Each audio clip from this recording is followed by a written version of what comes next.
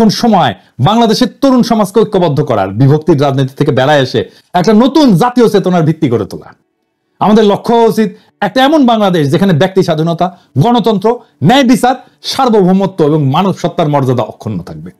যে তরুণেরা অতীতে ভিন্ন মতাদর্শের কারণে বিভক্ত ছিল, তাদের সামনে এখন ঐক্যবদ্ধ হয়ে দেশের জন্য কাজ করার সুযোগ আসছে। আমাদের ভুলে গেলে চলবে না, একটা জাতি তখনই উন্নতি করে যখন সে নিজের ইতিহাসকে গ্রহণ করে। ভারতের সেনাপ্রধান বলছে যে এই সরকারের সাথে সম্পর্ক নাই, কিন্তু আর্মির সাথে ভালো সম্পর্ক আছে। মানে বাংলাদেশের সরকারের সাথে সম্পর্ক নাই, বাংলাদেশের আর্মির সাথে সম্পর্ক আছে। ওরা নির্বাচিত সরকারের সাথে সম্পর্ক করবি, এই সরকারের সাথে, প্রফেসর ইউনূসের সরকারের সাথে সম্পর্ক করবি না। মানে ইন্ডিয়ার সেনাপ্রধানও বাংলাদেশের দ্রুত নির্বাচন চায়, বুঝিছাও? যা করার ও আকারের সাথে করে নাও বাপধন। বাংলাদেশের নির্বাচিত সরকারের সাথে হয়তো এই টার্মে সম্পর্ক থাকবে, এর পরের টার্মে থাকবে না। পররাষ্ট্র উপদেষ্টা তো হাত কসলাইতে কসলাইতে শেষ। ইন্ডিয়ার রাষ্ট্রদূতকে ডেকে বলতে পারবে যে তোমার আর্মি চিফ তো সরকারের সাথে সম্পর্ক রাখতে চায় না, তো তুমি এমবেসি খুলে বসে আছো কে, রাস্তা মাপো। তো এই কয়েকদিন ছাত্রদল, বৈষম্য বিরোধী ছাত্র আন্দোলন আর ছাত্র শিবির নিয়ে মহা গ্যাঞ্জাম চলিচ্ছে। আমরা অনেকেই কইছে দাদা আপনি কিছু বলেন। আমি ছাত্রদল, বৈষম্য বিরোধী ছাত্র আর ছাত্র শিবির সবাইরে তো ভালোবাসি, স্নেহ করি। আমার প্রশ্ন হচ্ছে বাংলাদেশের তরুণদের এইভাবে বিভক্ত করলো কে? বাংলাদেশের তারুণ্যকে বিভক্ত হইতে দেওয়া যাবে না তো। আমার ডাইন হাতের সাথে বাম হাতের লড়াই কে লাগাই দিল? সবাই অনুরোধ, প্রেসিডেন্ট, সেক্রেটারি, শীর্ষ নেতারা এই সব দলের কেউ অন্যের বিরুদ্ধে বলবা না। আজ থেকে টিভি চ্যানেলে গিয়ে তর্ক করবা না, ডিফিউজ করো এখন থেকে। কয়েকদিন ক্ষান্ত দাও। এজেন্সির লোক শিবির আর ছাত্রদল সাইজা অন্যের উপর ঝাঁপায় পড়বে। আমি চোখে চোখে দেখতে পাইতেছি এজেন্সির লোকেরা পূর্ণ শক্তি নিয়ে নামে গেছে, লক্ষ্য হইতেছে ফ্যাসি বিরোধী তরুণ সম্প্রদায়ের মধ্যে ফাটল তৈরি করা। সফল হয়েছে তারা, পরস্পরের সাথে সংঘাত লাগায় দেওয়া সফল হয়ে গেছে। তবে এই ঘটনাগুলোর মধ্যে সবচেয়ে আলোচিত যে শব্দগুলো হইতেছে তাতে শিবির এক শিবির।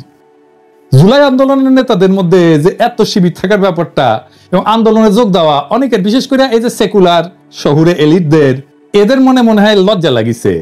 এমনকি হাসিনাকে হটানোর আন্দোলনেও তারা নামছিলেন। এই ব্যাপারে আফসোসও দেখা যাচ্ছে কারো কারোর মধ্যে। এইদিকে জাতীয় নাগরিক কমিটি যেটা হয়েছে না, এর মধ্যে অনেক উলটপালট চলতেছে। এক শিবিরদের নাকি ভালোভাবে অন্তর্ভুক্ত করা হইতেছে না। আবার যারা তাদেরকে নিতেছে না, তারাও নাকি জীবনে কোনো না কোনো সময় শিবিরের সাথে সংশ্লিষ্ট ছিলেন। আন্দোলনের নেতৃত্বে শিবিরের ভূমিকা কতটা সেটা নিয়েও বিতর্ক চলতেছে। বাকশালী শাসনের প্রথা অনুযায়ী শিবির ত্যাগ দেওয়ার ঘটনাও নাকি ঘটতেছে। কয়দিন আগে মিজানুর রহমান আজারি একটা কথা বলছিলেন যে রাজাকার শব্দটা এখন সম্মানসূচক হয়ে গেছে। শুনেন। আমার নবীকে গালি দিত গণক, জাদুকর, এরপর গালি দিত পাগল, নির্বংশ বলে, আর আমাদেরকে গালি দেয় মৌলবাদী বলে, আমাদেরকে গালি দেয় রাজাকার বলে। রাজাকার শব্দটা তো এখন একটা অ্যাওয়ার্ড হয়ে গেছে, অ্যাওয়ার্ড। শেখ হাসিনার শাসনে আমরা তো জানি শিবির পরিচয় দেওয়ার উপায় ছিল না। শিবির ত্যাগ দেয়া, হত্যা, গুমের, মারধরের ঘটনা তো অগণিত। আবরারকে তো এইভাবেই মারা হয়েছে, তাই না? ফলে গোপন তো করতেই হইতো, উপায় তো ছিল না। হাসিনাকে হটানোর পরে বহু বছরের বার্তা ভেঙে গেছে। তাই অনুমান করি যে শিবির বা এক শিবিররা গর্ব নিয়ে নিজেদের পরিচয় দিতেছে যে রাজাকারের মতো একটা সম্মানের ব্যাপার হয়ে উঠছে শিবির হওয়াটা। নিজের যে পরিচয় আপনার সামনে আনতে চান, সেই নামে আপনাকে ডাকার ঘটনাকে ত্যাগ বলা কঠিন। তবে এটাও ঠিক যে দেশে এখনো বহু সাংস্কৃতিক এবং রাজনৈতিক পরিসর আছে যেখানে শিবির পরিচয়, জামাতের পরিচয় সমস্যা হয়। ওইদিকে ছাত্রদল মনে হয় একটা অ্যান্টি শিবির মুডে আছে, ফলে কোথাও কোথাও এটা ট্যাগ হয়ে উঠতে পারে এবং দমন পীড়নের বৈধতা দেওয়ার ঝুঁকি তো থাকেই। এই যে পরিস্থিতিটা চলতেছে, এই পরিস্থিতিতে বিপ্লব পরবর্তী প্রতিক্রিয়া বা অস্থির সময়। সব বিপ্লবের পরে এরকম অস্থির সময় আসে। যারা জুলাই বিপ্লবকে বিপ্লব বলে স্বীকারই করতে চান না, তাদের জন্য এইখানে কিছু ইশারা আছে। কিছুদিন পরে বিষয়গুলো হয়তো আর এতটা জটিল থাকবে না। আপনারা ভাবতে পারেন যে প্রথম আলোতে জামাতের আমিরের সাক্ষাৎকার ছাপা হইতেছে, এইটা প্রথম আলো করতেছে এমনি এমনি না। বাংলাদেশের রাজনৈতিক পরিষদের জামাত শিবির নিয়ে যে কুসংস্কার ট্যাবু ছিল সেটা দূর হইতেছে, এটাই তার প্রমাণ। এবার মূল আলোচনায় আসি, জুলাই বিপ্লবের শিবিরের কৃতিত্ব নিয়ে। শিবির নিয়ে কিছু কওয়া আমার জন্য মুশকিলই বটে। মানে শিবির নিয়ে কিছু কইলে, বিশেষ করে বিএনপি এসে কইবে আপনার প্রিয় শিবির, কেউ কেউ গালাগালিও শুরু করবে। কথাটা মিথ্যা না, শিবির প্রসঙ্গে আমার কিঞ্চিত দুর্বলতা আছে, এটা আমি আগেও বলছি। তাও আমি চেষ্টা করব বস্তুনিষ্ঠভাবে আলাপটা করার। আমি যে কথাগুলো বলবো আপনারা কানেক্ট করতে পারবেন ঐতিহাসিক ঘটনার সাথে। আমি যে শিবিরকে এক্সট্রা খাতির করি নাই, জামাতকে এক্সট্রা খাতির করি নাই, সেটা আলাপ শেষ হলেই বুঝবেন। জুলাই বিপ্লবের শিবিরের ভূমিকা বা কৃতিত্ব যদি বুঝতে যাই তাহলে একটু পিছে থেকে শুরু করতে হবে। প্রথমে দেখবো আমরা হাসিনার বাকশালী শাসন এবং বাঙালি জাতীয়তাবাদের ইতিহাস চর্চার দিক থেকে। আন্দোলনের নেতাদের বয়স কত? ধরেন 20 থেকে 35, এইটুকু। তাহলে এদের রাজনৈতিক আর ঐতিহাসিক চেতনার পুরাটাই গড়ে উঠছে হাসিনার কঠোর বাকশালী শাসনে, বাঙালি জাতীয়তাবাদের একচেটিয়া দখলের মধ্যে, তাই না? তো এই তরুণ তরুণীরা কি দেখলো রাজনৈতিক পরিসর হিসাবে? তারা দেখলো বাংলাদেশ পুরোপুরি ভারতের দখলে। এই দেশের সংখ্যাগরিষ্ঠ মানুষের ধর্ম সংস্কৃতি যেন লজ্জার বিষয়। তারা নির্যাতনের শিকার। বাংলাদেশের রাস্তায় দাড়ি টুপি নিয়ে হাঁটা যায় না, পুলিশ ধরে। বাংলাদেশের সব মসজিদ হয়ে উঠছে আল-আকসা মসজিদের মতো, ইসরায়েলের মতো পুলিশের ঠাসা থাকে মসজিদ। বাসায় ধর্মীয় বই রাখা যায় না, বলে জিহাদি বই। দাড়ি টুপি থাকা মানে তার আয়নাঘরে আটকায় রাখা যায়। আয়নাঘরের দেয়ালে যে লেখা, সেটা তো সারা বাংলাদেশের সাধারণ মুসলমানের আত্মনাদ। আলেমদের নির্বিচারে গণহত্যা করা যায়, সর্বজন শ্রদ্ধেয় আলেমকেও রিমান্ডে অত্যাচারের শিকার হইতে হয়, বছরের পর বছর আটকা থাকে বিনা বিচারে। মুসলমানের সংস্কৃতি নির্বাসনে। আর বাংলাদেশে যে সংস্কৃতি সেলিব্রেট করা হয়, সেটা আসলে বাঙালি হিন্দুর সংস্কৃতি। আনন্দবাজার আনন্দ না লুকায় উল্লাস করে নিউজ করে ঢাকার পয়লা যেন অষ্টমীর এক ডালিয়া, মানে পয়লা বৈশাখ। তো লিখতেছে কার সঙ্গে তুলনা করা যেতে পারে? কখনো মনে হচ্ছিল কলকাতার কলেজ স্কোয়ার বা এক ডালিয়ার পূজা মণ্ডপ, কখনো বা শান্তিনিকেতনের বসন্ত উৎসবের চেহারা, তাসের রমনার বটমূলের বৃন্দগানী হোক, কিংবা ঢাকা বিশ্ববিদ্যালয়ের সামনের রাজপথে মঙ্গল শোভাযাত্রা। পুজো, বসন্তের উৎসব মিলেমিশে একাকার ঢাকার নববর্ষের সকাল। কি আনন্দ! এটাই চাইছে ইন্ডিয়া, এটাই চাইছে। এই কলকাতার সাংস্কৃতিক বিজয়কেই আওয়ামী লীগ বাকশাল বাঙালি জাতীয়তাবাদ দেশের স্বাধীনতা হিসেবে উপস্থাপন করছে। আওয়ামী লীগের যে বাঙালি জাতীয়বাদের ইতিহাসের যে বয়ান, তারা বলে যে 47-এ একটা ভয়ানক ঘটনা ঘটছে, দেশ ভাগ, ভারত ভাগ হয়েছে। ভারত ভাগ হয়ে ভারত আর পাকিস্তানও তাদের জন্য মহাবিপর্যয়। কিন্তু অবাক ব্যাপার দেখেন, ব্রিটিশ ভারত, যেটা আসলে মূলত মোগল হিন্দুস্তান ছিল, সেটাই মানতে চায় না তারা। তারা এটাকে মিথিক্যাল ভারত হিসেবে দেখে। সেই ভারতই হইল আজকের ভারত, সেই মহাভারত, যেটা ভাগ হয়ে নাকি পাকিস্তান সৃষ্টি হয়েছে। তাহলে ইতিহাসের সবচেয়ে বড় ভিলনকে এই ইতিহাসে জিন্নাহ, তাই না? তাহলে আমার স্বাধীনতা তো অভিশপ্ত, কারণ যেই মহাভারত ভেঙ্গা পাকিস্তান তৈরি হইলো, যেই পাকিস্তান আমাদের পূর্বপুরুষের লড়াইয়ের ফসল, সেটাই যদি ভুল হয়, তাহলে সঠিক কোনটা? সঠিক হচ্ছে ইতিহাসের সেই ভুল শোধরানো, সেই মহাভারতের মিথিক্যাল ভারতে ফিরে যাওয়া। ওইখানে ফিরে গেলে আমার মুক্তি। এটাই হয়ে দাঁড়ায় আওয়ামী লীগের স্বাধীনতার পর। এটাই হইতেছে অষ্টমীর এক ডালিয়া, এটাই পয়লা বৈশাখ, এটাই বাঙালির প্রত্যাবর্তন মহাভারতে, এটাই আওয়ামী লীগ। তো বাঙালি জাতীয়তাবাদের দৃষ্টিতে স্বাধীনতার এই বয়ান, এটার যদি নাগরিকদের মুক্তির সম্ভাবনা না থাকে, তাহলে সেটাই তো সবচেয়ে বড় ব্যর্থতা, তাই না? এখন চিন্তা করেন, বাংলাদেশের নাগরিকদের যদি প্রকৃত স্বাধীনতা চাইতে হয়, তাহলে তো বিকল্প একটা ইতিহাস চিন্তা লাগবে আওয়ামী লীগের বাইরে, তাই না?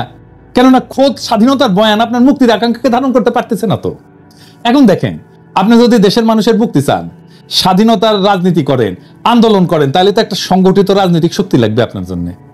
দেশের মানুষকে আহ্বান জানাইতে হবে তো সেই রাজনৈতিক শক্তি থেকে। সবচেয়ে বড় কথা, জনগণের ভরসাস্থল হইতে হবে তো আপনাকে। আপনার ডাকে তারা সাড়া না দিলে কিভাবে আন্দোলন করবেন? আপনি তখন সংগঠিত রাজনৈতিক শক্তির খোঁজ করবেন, তাই না? উঠতে বেড়াবেন, দেশের রাজনৈতিক সংগঠনগুলোর দিকে নজর দিবেন, তাদের বয়ান, ইতিহাস চিন্তা যাচাই বাছাই করবেন, তাই না? হাসিনার প্রতিপক্ষ রাজনৈতিক শক্তিগুলোর মধ্যে যদি সম্ভাবনা খুঁজতে যায়, দেখেন কারা কারা আছে। বিএনপি আছে, বাম দল আছে 2-1টা, জামাত আছে, শিবির আছে, এই তো হেফাজত আছে। এই পর্যায়ে এসে আপনার মনে হবে যে বাংলাদেশে প্রকৃত স্বাধীনতার ভিত্তি কোথায়, দেশের নাগরিকদের মুক্তির জন্য কোন ইতিহাস চিন্তা সবচেয়ে উপযুক্ত, তাই না? আপনি বিএনপিকে যদি দেখেন, দেখবেন যে নির্যাতিত তারা, হাসিনার দমন পীড়নে তারা পিষ্ট, নেতারা জেলে, কর্মীরা গুম হয়ে যাচ্ছে, ক্রস ফায়ারে যাচ্ছে, ঘর বাড়ি ছেড়ে পালাই বেড়াচ্ছে বনে জঙ্গলে, তাই না? ভালো একটা সম্ভাবনা খুঁজে পেলেন, মুসলিম দল সাধ্যমতো লড়াই করতেছে, রক্ত দিতেছে, তখন তাদের ইতিহাস চিন্তার দিকে নজর দেবেন। আপনি কি পেলেন? আপনি তো খুব একটা স্পষ্ট কিছু বুঝতে পারলেন না।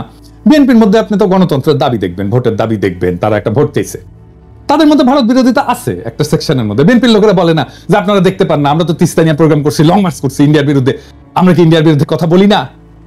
সত্য, কিন্তু এটাও সত্য, বিএনপির মধ্যে ভারতকে সন্তুষ্ট কইরা দেশে গণতন্ত্র ফেরানোর আশাও আছে। তো এটা তো মিথ্যা কথা না, তাই না? আপনারা তো দেন দরবার করছেন, করেন এখনো, তাই না? আপনারা তো অমিত শাহের কাছে কুজা হয়ে দাঁড়ান, আপনারা তো আদানির জন্য ওকালতি করেন, তাই না? অর্থাৎ খোদ দখলদারের কাছে নিজের মুক্তির জন্য সাহায্য চাইছেন। বড়ই অদ্ভুত ব্যাপার। তো এই দ্বন্দ্ব আপনি বুঝতে পারবেন না সহজে। ভারতকে নিয়ে কিছু বলা যাবে না, হিন্দুত্ববাদকে নিয়ে কিছু বলা যাবে না। হাসিনার আমলে এই আলাপ আসছে মূলত বিএনপি মনা অ্যাক্টিভিস্টদের কাছ থেকে। এমনকি আপনারা খেয়াল করলে দেখবেন, ভারতীয় পণ্য বয়কট আন্দোলনে যারা আমার সবচেয়ে বেশি বিরোধিতা করছিল, তাদের আপনি বিএনপি পন্থী বলেই চিনতে পারবেন। আমি আর নাম বলি না। আবার এটাও সত্য, বিএনপির শীর্ষ নেতৃত্ব ভারতীয় পণ্য বয়কট আন্দোলন সর্বাত্মক সাহায্য সমর্থন করছিল। আমি নিজে সাক্ষ্য দিচ্ছি। আমি যখন বলতাম ওনাদেরকে, বিএনপি নেতাদেরকে, যে ওরা কেন এমন করে, তখন বলে ও না, ওরা আমাদের লোক না, আমাদের সাপোর্টার। তার মানে বিএনপির মধ্যে একটা ভারত প্রশ্নে সলিড কোনো অবস্থান নাই। নানা অবস্থান আছে, নানা মত আছে, এর মধ্যে চরম ভারতপন্থী অংশ আছে। ওইদিকে তাদের কোনো সুস্পষ্ট ঐতিহাসিক অবস্থান নাই জনতার সামনে, নিজেদের ইতিহাসের বয়ান স্পষ্ট করে উপস্থাপনা করেনি বিএনপি। বিএনপির একটা ইন্টারেস্টিং দাবি ছিল, সেটা কি জানেন? সেটা হচ্ছে আওয়ামী লীগের চেয়ে বিএনপির মধ্যেই নাকি মুক্তিযোদ্ধা বেশি, জিয়াউর রহমান স্বাধীনতার ঘোষক, তাই না? তখন আপনার মনে পড়বে যে স্বাধীনতার বয়ান আপনাকে আওয়ামী লীগ খাওয়াইতেছে তার আর একটা ভার্সন বিএনপি। হাসিনার সঙ্গে বিএনপির বিরোধ আসলে কি নিয়ে? তাদের পার্থক্য কেবল মুক্তিযুদ্ধের মালিকানা নিয়ে, যে বয়ানে হাসিনা 100% নিয়ন্ত্রণ দাবি করতেছে, বিএনপি সেখানে অংশীদার হইতে চায়। আর কি, সে দেশ শাসন করার অধিকার চায়। এখন এইটা একাই আওয়ামী লীগ করতেছে, তাই না? তো ঘটনা বোঝার জন্য আপনাকে যখন জিন্নার দিকে ফিরতে হবে, তখন দেখবেন বিএনপির কাছে জিন্নাও হিলেন, অথবা তারা এই বিষয়ে স্পষ্ট কোনো অবস্থান নেয়নি। বাঙালি জাতীয়তাবাদের ইতিহাস চিন্তা থেকে বাড়ায় আসতে না পারার কারণে বিএনপি বুঝতে পারে না যে পাকিস্তান ইতিহাসের একটা অপরিহার্য ঘটনা। এটি কেবল ব্রিটিশ ভারতের স্বাধীনতা ছিল না, বরং মুসলমানদের জন্য একটা নিরাপদ রাষ্ট্র তৈরির প্রয়োজনীয়তা ছিল। শুধু মুসলমান না, ভারতের সংখ্যালঘুদের জন্য নিরাপদ রাষ্ট্র তৈরির প্রয়োজনীয়তাও ছিল। জিন্নাহ তো ভারতের সংখ্যালঘুদের নেতা, হ্যাঁ ঠিক, মুসলমানদের নেতা না, সংখ্যালঘুর নেতা, হিন্দু দলিতের নেতাও ছিল জিন্নাহ। পাকিস্তানে যারা হিন্দু ছিল তারা ছিল দলিত। পশ্চিম পাকিস্তানের দলিত সুজাক তেহরিক দল আছে হিন্দুদের, এরাই কিন্তু পাকিস্তানের সংখ্যাগরিষ্ঠ হিন্দু। পূর্ব পাকিস্তানের যোগেন মন্ডল জিন্নাহর সাথে ছিল নমশূদ্রদের নেতা। যোগেন মন্ডল থাকতে পারেনি পরে, সেটা ভিন্ন আলাপ, আমি ওই আলাপে আর না যাই। মানে ধরেন যোগেন মন্ডল পাকিস্তানে থাকতে পারেনি, তো বাঙালিরাও তো পাকিস্তানে থাকতে পারেনি ভাই, আমরাও তো থাকতে পারিনি, তাই না? সেই আলাপটা অন্য আলাপ। ব্রিটিশরা চলে যাওয়ার পরে মুসলমানরা হিন্দু সংখ্যাগরিষ্ঠ রাষ্ট্রের সংখ্যালঘু হয়ে পড়ে, যেখানে রাষ্ট্রের ভিত্তি গণতন্ত্র এবং আইনের শাসন না, বরং একটা বিশেষ জাতীয়তাবাদ, নিখিল ভারত ধারণা, যেটা আসলে হিন্দুত্ববাদ। এই সংখ্যালঘুকে বাঁচাইতে জিন্নাহ পাকিস্তানের ধারণা নিয়ে লড়াই করছে।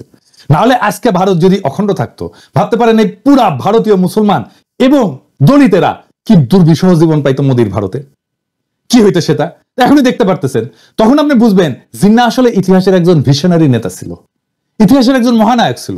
আপনি তখন বুঝবেন যে বিএনপি কেন জনতার মধ্যে গ্রহণযোগ্যতা পাচ্ছে না, বিএনপির আহ্বানে জনগণের সাড়া কম কেন, কারণ তার ভারত প্রশ্নে অস্পষ্ট রাজনীতি।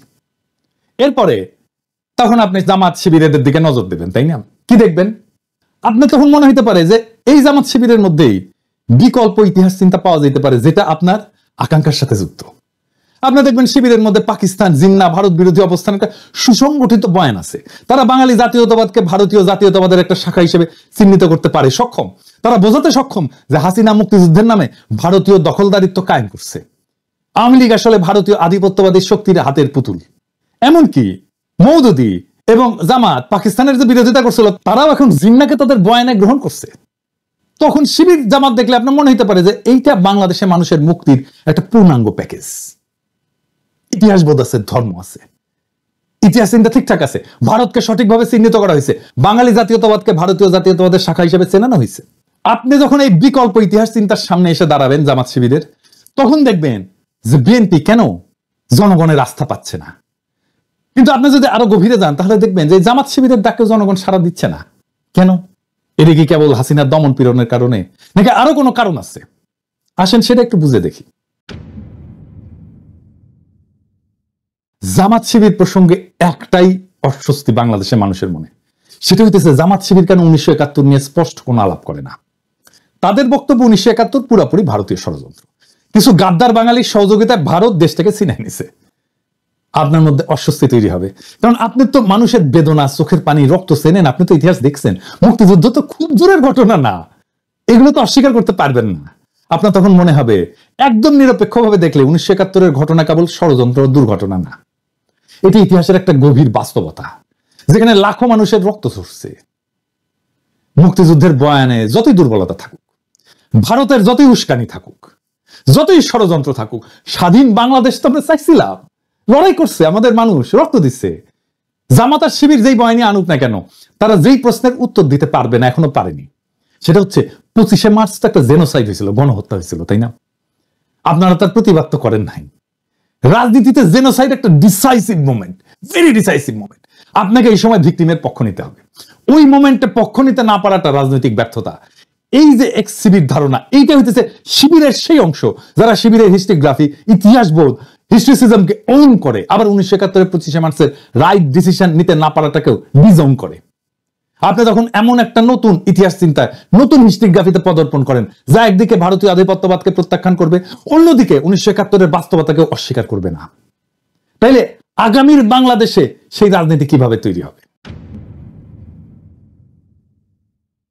বাংলাদেশের স্বাধীনতাকে পোস্ট কলোনিয়াল রাষ্ট্র হিসেবে দেখতে হবে, যেখানে ভারত বা পাকিস্তানের কোনো প্রভাব নাই, বরং এটা একটা স্বতন্ত্র জাতি রাষ্ট্র যেখানে জনগণের স্বার্থই মুখ্য, জনগণই এই রিপাবলিকের মালিক, তারাই তার ইতিহাসবোধের কর্তা। আপনি তখন দেখবেন বাংলাদেশ ভারতের মতো একটা আগ্রাসনবাদী, সাম্রাজ্যবাদী, আধিপত্যবাদী রাষ্ট্র না, আবার পাকিস্তানের মতো একটা ধর্মভিত্তিক রাষ্ট্র না। এটা সত্যিকার অর্থে একটা আধুনিক পোস্ট কলোনিয়াল রাষ্ট্র, যেখানে নাগরিকদের সমান অধিকার নিশ্চিত করা দরকার। আপনার এই নতুন ইতিহাস ভাবনা আপনাকে ওই সাবেক এক্সিবিট বানায় দেবে, আর এইখান থেকেই শুরু হবে নতুন রাজনৈতিক আন্দোলন, যা ভারত বা পাকিস্তানের ছায়ারায় বাংলাদেশের জনগণের প্রকৃত মুক্তি নিশ্চিত করবে। আমরা সেই রাস্তায় হাঁটতে শুরু করছি। বাংলাদেশের আগামীর রাজনীতির দিশাও আসবে ওইখান থেকে। আর আমি মনে করি যে এই সাবেক শিবির যারা জামাতের রাজনীতিতে যায় নাই, আবার শিবিরের ইতিহাসবোধ পাইছে, তারাই আগামী বাংলাদেশের ইন্টেলিজেন্সিয়া। বাংলাদেশের রাজনীতি এখন এক সন্ধিক্ষণে দাঁড়ায়, নতুন রাজনীতির জন্ম নিচ্ছে। আমরা যা যা দেখছি তা নতুন রাজনীতির প্রসব বেদনা। পুরনো বয়ানের আবর্ত থেকে বেড়ায় নতুন দৃষ্টিভঙ্গি গড়ে তোলার সময় আসছে। আমরা যদি সত্যি একটা স্বাধীন, সার্বভৌম এবং জনগণের কল্যাণে নিবেদিত রাষ্ট্র করতে চাই, তাহলে অতীতের ভুলগুলো থেকে শিক্ষা নিতে হবে এবং ভবিষ্যতের জন্য একটা সুসংহত দৃষ্টিভঙ্গি গড়ে তুলতে হবে। এটাই বাংলাদেশের আগামীর ইতিহাস চেতনা। এখন সময় বাংলাদেশের তরুণ সমাজকে ঐক্যবদ্ধ করার, বিভক্তির রাজনীতি থেকে বেড়ায় এসে একটা নতুন জাতীয় চেতনার ভিত্তি গড়ে তোলা। আমাদের লক্ষ্য উচিত একটা এমন বাংলাদেশ যেখানে ব্যক্তি স্বাধীনতা, গণতন্ত্র, ন্যায় বিচার, সার্বভৌমত্ব এবং মানব সত্তার মর্যাদা অক্ষুণ্ণ থাকবে। যে তরুণেরা অতীতে ভিন্ন মতাদর্শের কারণে বিভক্ত ছিল, তাদের সামনে এখন ঐক্যবদ্ধ হয়ে দেশের জন্য কাজ করার সুযোগ আসছে। আমাদের ভুলে গেলে চলবে না। একটা জাতি তখনই উন্নতি করে যখন সে নিজের ইতিহাসকে গ্রহণ করে, তার থেকে শিক্ষা নেয় এবং ভবিষ্যতের জন্য নতুন দিগন্ত উন্মোচন করে। বাংলাদেশের ভবিষ্যৎ আজ আমাদের হাতে। ইতিহাসের জটিলতাগুলোকে বুঝে, ভুল শুধরে এবং বিভক্তির রাজনীতি পরিহার করিয়া আমরা কি পারবো একটা সত্যিকারের স্বাধীন, আধুনিক, আত্মনির্ভরশীল রাষ্ট্র গড়ে তুলতে? উত্তরটা আমাদের সকলের হাতে। এখন সময় সামনে আগায় যাওয়ার, নতুন বাংলাদেশ গড়ার, নতুন সম্ভাবনার দুয়ার উন্মুক্ত করার। আসেন সেই কাজে আমরা হাত লাগাই। বিপ্লবের প্রেরণা থেকে শক্তি নিয়ে সামনে আগায় যায়। ইনকিলাব জিন্দাবাদ।